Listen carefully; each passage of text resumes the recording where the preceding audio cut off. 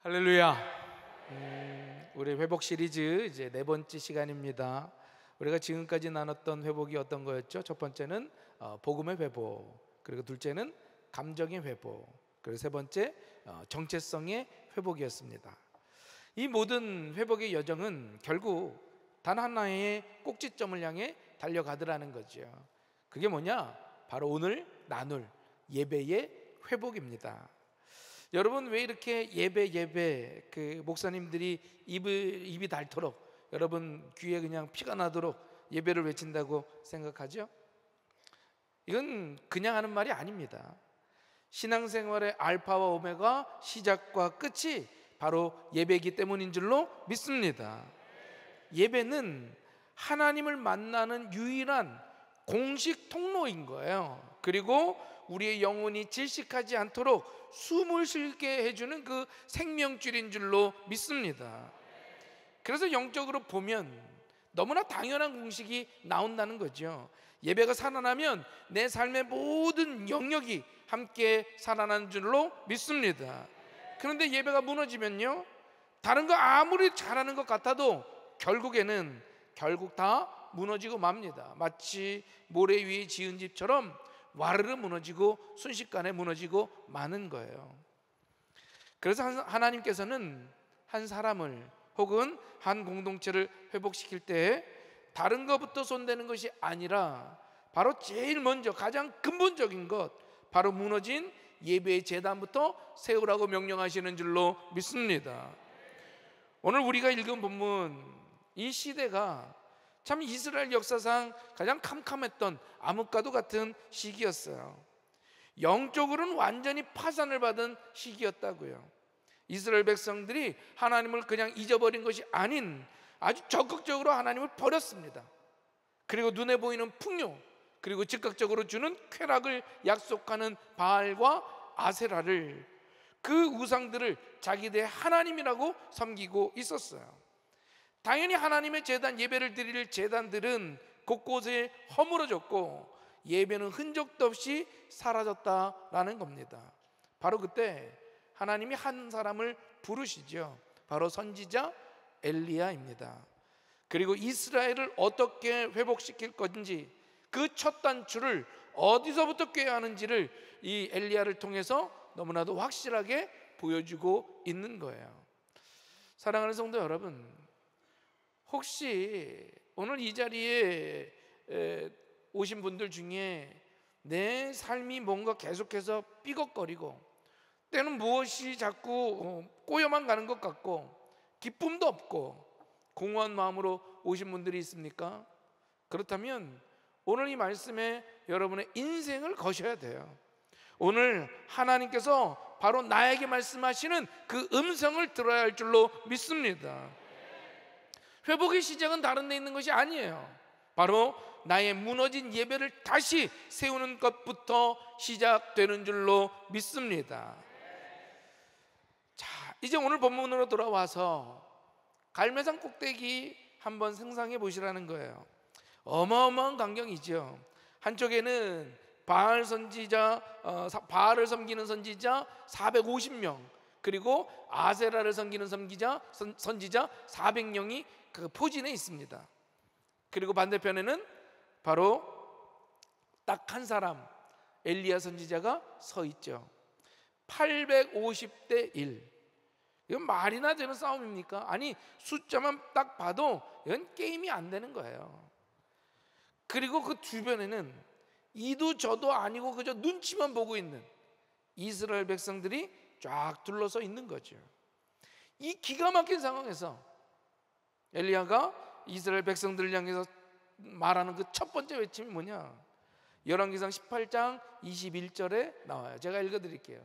너희가 어느 때까지 둘 사이에서 머뭇머뭇하려느냐? 여호와가 만일 하나님이시면 그를 따르고 바알이 만일 하나님이시면 그를 따를지니라. 여러분, 이게 무슨 말이에요? 제발 양다리 좀 그만 걸치라는 거예요. 양다리 좀. 옆에 사람한테 얘기해 줍시다. 제발 양다리 좀 그만 걸칩시다. 네. 야, 하나님이냐 세상이냐? 둘 중 하나 선택하라는 거예요. 언제까지 그렇게 비겁하게 중간에 서서 눈치만 보고 있을래? 제발 좀 양다리 걸치지 말라고. 이 외침에 백성들이 어떻게 합니까? 성경은 기가 막힌 말을 해요. 백성은 한마디도 대답하지 아니한다. 여러분, 기가 막히죠. 왜 대답을 못했을까요? 몰라서요? 아니에요. 너무 잘 알아서입니다. 자기들의 마음의 중심에 자기 중심이 묵어 있는지 헷갈리고 있는 거예요. 주일에는 하나님의 백성인 것 같은데 월요일만 되면 세상의 방식이 더 맞는 것 같고, 교회에서는 하나님을 왕이라고 찬양하는데 내 지갑을 열 땐 돈이 왕인 거죠. 진로를 결정할 때는 성공이 왕인 거예요. 하나님과 세상 사이에서, 신앙과 현실 사이에서 끊임없이 이걸 저울질하면서 머뭇거리고 있는 것, 이게 바로 예배가 무너진 사람의 정확한 영적인 상태라는 거예요. 마음의 왕자가 비어 있거나 혹은 그 왕자의 매일매일 새로운 것으로 바뀌죠. 이런 절망적인 상황에 말 한마디 못하고 꿀먹은 벙어리처럼 서 있는 백성들 앞에서 엘리야가 했던 행동이 어떤 것이었을까요? 바알 선지자들과 신학적인 토론을, 이게 왜 니들이 이단인지 이런 거 말했을까요? 아니에요. 아니면 백성들을 붙들고 야 제발 좀 정신 차려라 막 이랬을까요? 아니에요. 30절에 이 엘리야의 첫 행동을 이렇게 말해주고 있어요. 제가 읽어드릴게요. 엘리야가 모든 백성을 향하여 이르되 내게로 가까이 오라. 백성이 다 그에게 가까이 가매 그가 무너진 여호와의 제단을 수축하였더라. 무너진 여호와의 제단, 바로 이겁니다. 회복의 시작, 모든 기적의 출발점은 바로 무너진 여호와의 제단을 수축하는 것인 줄로 믿습니다. 여러분, 여기서 이 제단을 그저 돌무더기라고 생각하면 안 돼요. 이 제단은 상징입니다. 상징. 무슨 상징이냐? 하나님과 이스라엘 사이의 관계, 헌신 혹은 만남, 그리고 삶의 중심을 상징하고 있는 거예요. 그런데 이 제단이 무너졌다는 건 단순히 예배 의식이 사라졌다는 게 아니죠. 하나님과의 그 친밀한 관계가 완전히 박살났다는 뜻이에요.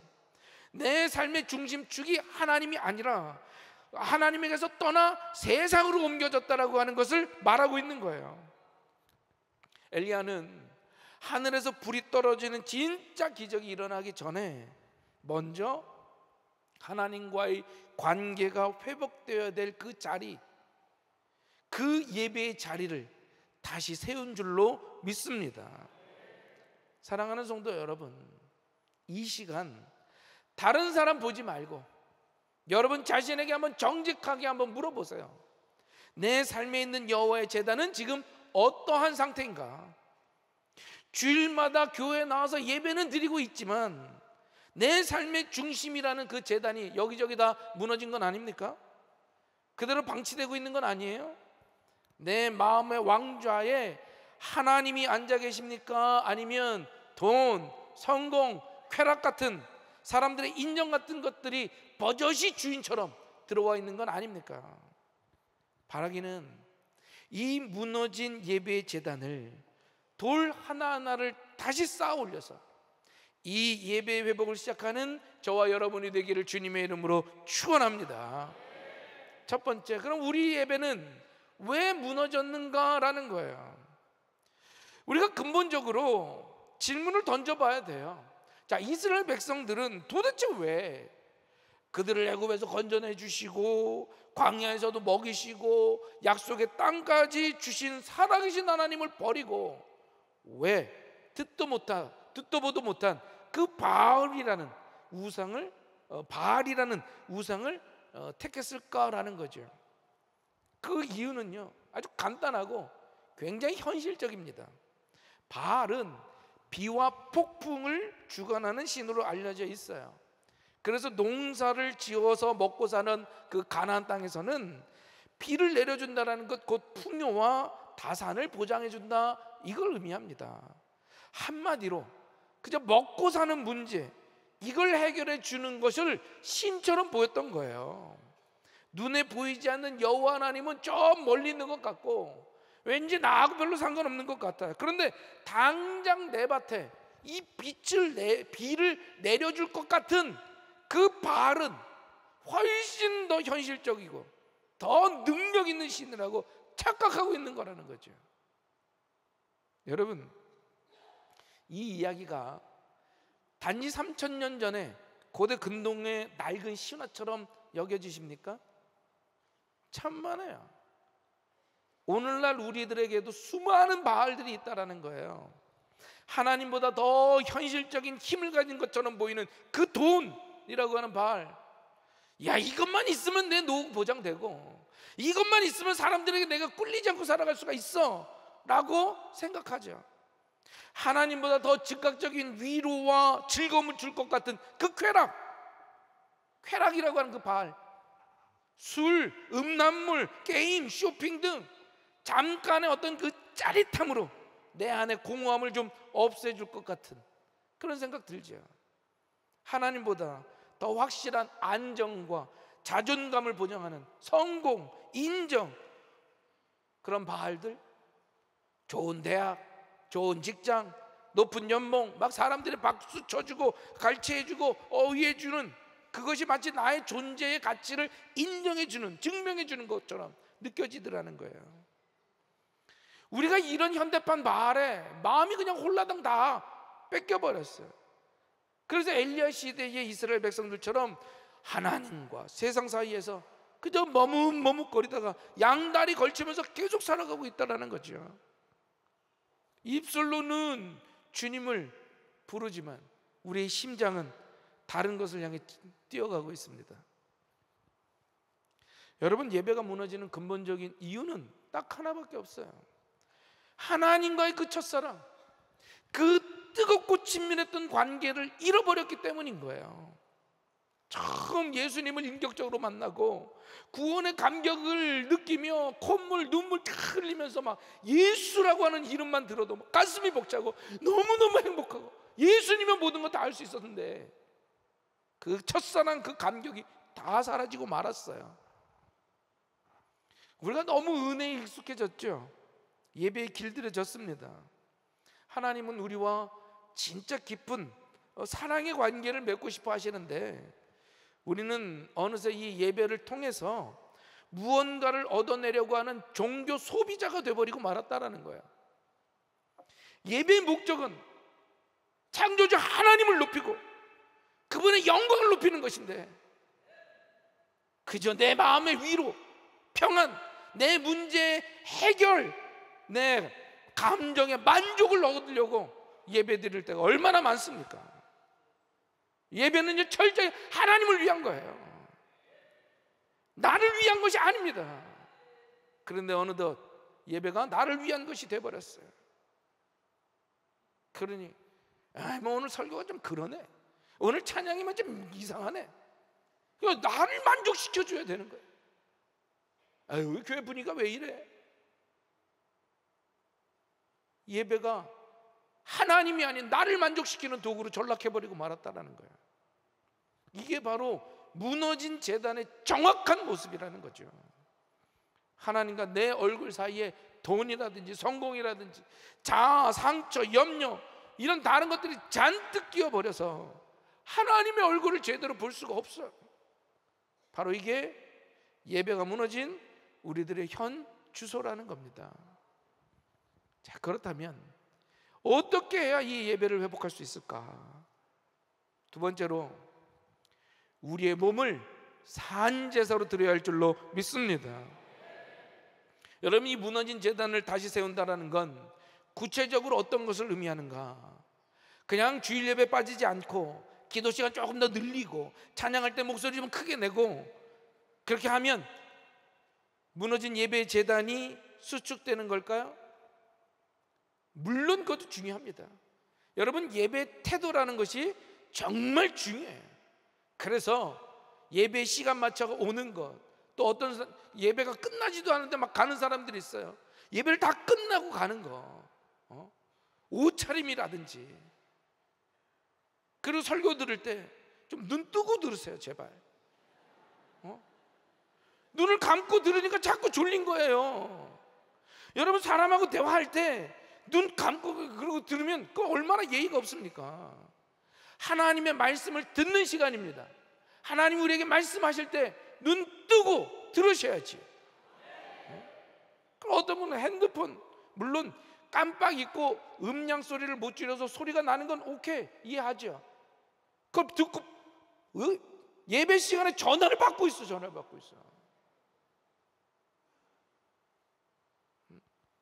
예배 태도는 너무너무 중요합니다. 그러니까 우리가 예배 시간에 올라와서 찬양 부를 때 손을 들기도 하고 내리기도 하고 일어서기도 하고 이게 다 하나의 그 예배 형식의 태도를 잘 하기 위해서, 예배 온전히 드리기 위해서 하는 거예요. 그런데 그거 중요하지만 이거 본질은 아니더라는 거예요. 사도 바울이 로마서 12장 1절에 예수 그리스도의 십자가를 통과한 신약시대의 성도들이 어떻게 예배를 진짜 드릴 수 있을까, 진짜 예배를 어떻게 드릴 수 있을까에 대해서 말해주고 있습니다. 오늘 한 목소리를 크게 한번 읽어봅시다. 시작. 그러므로 형제들아, 너희 몸을 하나님이 기뻐하신 거룩한 산 제물로 드리라. 이는 너희가 드릴 영적 예배니라. 너희를 권하노니 너희 몸을 하나님이 기뻐하시는 거룩한 산 제물로 드리라 라고 하는 거예요. 이 말씀에 모든 답이 들어있는 거예요. 구약의 제사가 짐승을 죽여서 그의 그 피와 살을 하나님께 드린 것처럼 신약의 예배는 우리의 몸, 즉 우리의 삶 전체를 살아있는 제물로, 산 제물로 하나님께 드리는 것, 이것이 예배인 줄로 믿습니다. 이게 무슨 뜻이냐? 예배는 주일 아침 이 교회 건물 안에서 드리는 1시간짜리 종교 행사가 아니라는 거예요. 진짜 예배는 이 교회를 나서는 순간부터입니다.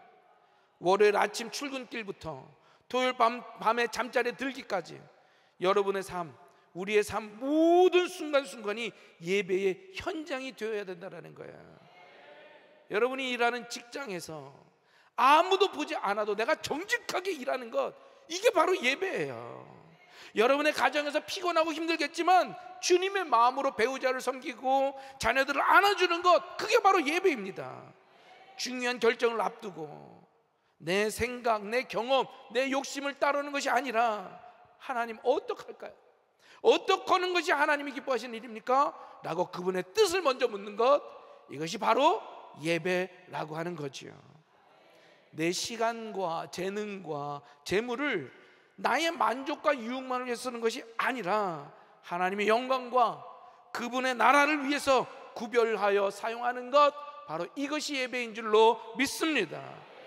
이 모든 것이 우리의 살아있는 몸, 우리의 삶 전체를 제단 위에 올려놓는 산 제사가 되는 거예요. 그래서 이 주일 예배라고 하는 건요, 그렇게 삶의 예배를, 6일 동안의 삶의 예배를 잘 드릴 수 있도록 영적인 힘을 받고 그 방향을 공급받는 시간이 바로 이 시간인 거예요. 뿐만 아니라 지난 6일간의 삶의 예배를 내가 하나님 앞에 결신하고 올려드린 그 시간을 결산하는 시간이 바로 이 예배 시간이라는 거죠. 여러분, 주일 예배와 삶의 예배가 분리되는 순간 우리 신앙이 위선이 되는 거예요. 위선이. 많은 사람들이 이 예배 회복을 이야기할 때 예배 시간의 분위기, 아니면 찬양의 스타일, 설교가 은혜로움, 이런 외적인 요소에 대해서 참 많이 얘기하죠. 그 본질이 아니라고요. 진짜 예배 회복은 내 인생의 주인이 바뀌는 것인 줄로 믿습니다. 내가 내 인생의 운전대를 꽉 붙잡고 그저 하나님 옆자리에 두고서 내비게이션처럼 그냥 필요한 말씀해 주세요, 이게 아니라 내 운전대를 온전히 하나님 앞에 드리는 것, 하나님이 어디로 가든지 내가 아멘으로 순종하겠습니다, 그 믿음으로 가는 것, 이게 바로 삶으로 드리는 진짜 예배가 되는 거죠. 저는 우리 금난의 성도님들이 진짜 예배를 드렸으면 좋겠습니다.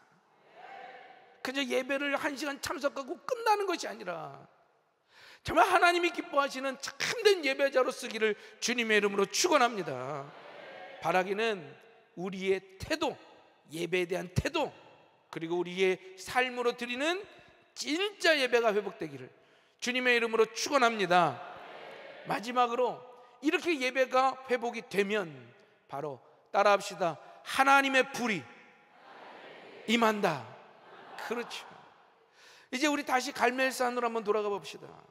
엘리야가 무너진 제단을 다시 쌓았습니다. 야곱의 12아들을 상징하는 12개의 돌 취해서 정성껏 제단을 다시 수축했어요. 그리고 그 위에 제물인 송아지를 올려놓습니다. 그런데 거기서 그치는 것이 아니라 굉장히 이상한 행동을 해요. 백성들에게 물을 기르다가 제물과 나무와 그 뭐 다 붓게 합니다. 한 번도 아니고 막 3번씩이나 붓게 하니 총 12통의 물을 부었어요. 거기다 제단 주변에 한 그 도랑이 다 물로 가득 찰 정도로 그냥 물이 가득합니다. 여러분, 이게 무슨 의미일까요? 이건 엄청난 퍼포먼스입니다. 봐라, 인간의 힘으로는 그 어떤 속임수로라도 여기서 불이 나올 수 없다. 그런데 만약 여기서 불이 붙는다면 그건 100% 하나님이 하신 일이다. 이걸 모두에게 이제 보여주려는 거죠. 자신의 모든 가능성과 인간적인 수단을 완전히 차단하고 오직 하나님만 바라보겠다라고 하는 그 믿음인 거예요. 이렇게 모든 준비가 마친 후에 엘리야가 간절히 하나님께 기도합니다. 하나님, 불을 내려 주시옵소서. 그러자 어떤 일이 일어납니까? 우리 38절을 크게 같이 한번 읽어봅시다. 시작.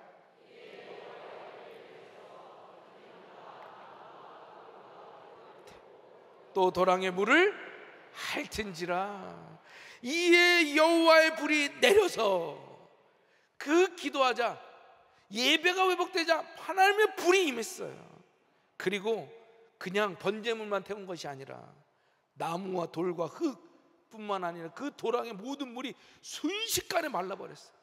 여러분 한번 상상해 보세요. 기도가 끝나자마자 시퍼런 불이, 시뻘건 불이 막 하늘에서 내려왔어요. 그리고 모든 걸 다 태워버려요. 물은 다 말라버렸습니다. 바짝 말라버렸어요. 이 여호와의 불은 하나님의 살아계신 임재와 그의 강력한 응답의 상징인 줄로 믿습니다.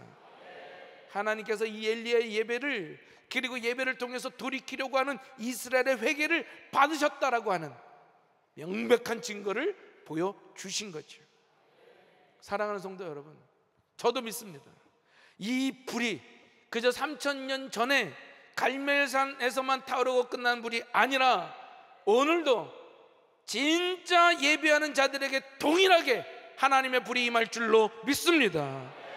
요한복음 4장 23절에 이렇게 증거합니다. 예수님께서 사마리아 여인에게 말하지요. 아버지께서는 자기에게 이렇게 예배하는 자들을 찾으시느니라. 아멘. 하나님이 지금도 애타게 찾고 계셔요. 누굴요? 스펙 좋고 잘난 사람이 아닙니다. 교회 직분이 높은 사람이 아니에요. 수십 년 예수 믿었고 장로가 되고 목사가 되고 교회 뭐 중직을 찾는 그런 사람 찾는 게 아니라, 형식으로 교회만 왔다 갔다 하는 그런 종교인 찾는 게 아니라 자신의 삶 전체를 거룩한 산 제물로 드리기로 결단하는 자들을 오늘 찾고 있는 줄로 믿습니다. 월요일의 일터에서, 분주한 가정에서, 돈 문제 앞에서, 갈등 속에서 주님, 나는 주님의 것입니다, 이 상황 속에서도 주님의 영광이 드러나게 하여 주시옵소서 라고 고백하는 그 사람을 찾고 있는 줄로 믿습니다. 사랑하는 성도 여러분, 우리가 무너진 제단을 다시 세울 때, 즉 우리의 삶의 중심을 다시 하나님께로 돌려놓고 우리의 시간과 삶을 온전히 주님께 드릴 때 이 하늘의 문이 열리고 하나님의 불이 우리의 심령과 우리의 가정과 우리 교회 위에 반드시 내리지게 될 줄로 믿습니다. 우리 내일부터 이제 여름 수련을 하죠. 전교인 수련입니다. 이 여름 수련을 통해서 저는 우리 금난의 성도님들이 이 불을 경험했으면 좋겠어요. 많이들 나오셔서 온전히 하나님께 집중된 예배를 드림으로 하나님의 불이 떨어지게 될 줄로 믿습니다. 예배가 살아있는 개인은요, 세상의 그 어떤 유혹과 시험 앞에서도 흔들리지 않아요. 예배가 회복된 살아있는 교회는 저절로 선교의 문이 열리고 잃은 영혼에 대한 그 뜨거운 마음이, 왜? 하나님이 부어주시니까 그 뜨거운 마음이 생기게 되는 줄로 믿습니다. 바라기는 여러분 한 사람 한 사람이 이 시대에 엘리야처럼 삶으로 예배하는 진짜 예배자가 되기를 주의 이름으로 축원합니다. 주의 이름으로 축원합니다. 오늘 말씀 생각하면서 찬양하고 우리 함께 기도합시다. 완전하신 나의 주, 완전하신 나의 주, 의의 길로 나를 인도하소서. 행하신 모든 일 주님의 영광 다 경배합니다. 다 경배합니다. 예배합니다. 예배합니다. 찬양합니다. 날 다스리소서. 예배합니다. 찬양합니다.